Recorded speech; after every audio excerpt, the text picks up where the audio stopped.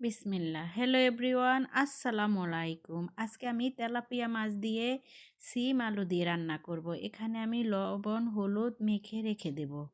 এখন আমি চুলাতে কড়াই বসিয়ে দিয়ে পরিমাণ মতো তেল গরম করে নিয়েছি। এখন আমি একে একে মাছগুলা একটু লাল লাল করে ভেজে নিব। আমার মাছ এক পিঠ ভাজা হয়ে গেছে। এখন আমি অন্য পিঠ উল্টিয়ে দেব। আমার মাছটা ভাজা হয়ে গেছে, এখন আমি উঠিয়ে নিলাম।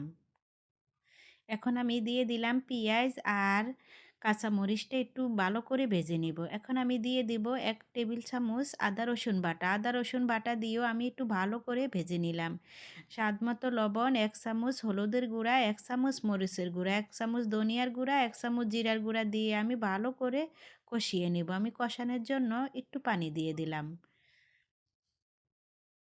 আমার মশলাটা কষানো হয়ে গেছে। এখন আমি সিম আলু দিয়ে দিলাম। আমি একটু ভালো করে কষিয়ে নেব।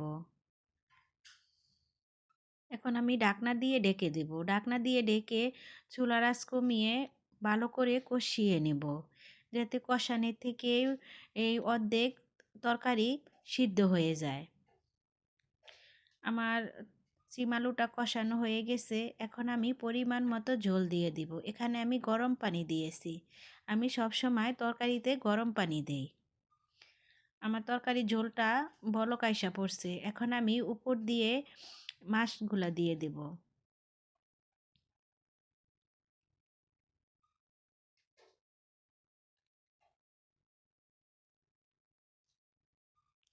আমি নাড়াচাড়া করে এখন ঢাকনা দিয়ে ঢেকে দেব। দেখেন আমার তরকারিটা হয়ে গেছে। আর একটু পরেই একটু মাখা মাখা হয়ে যাবে। আপনারা সবাই ভালো থাকেন। আল্লাহ হাফেজ।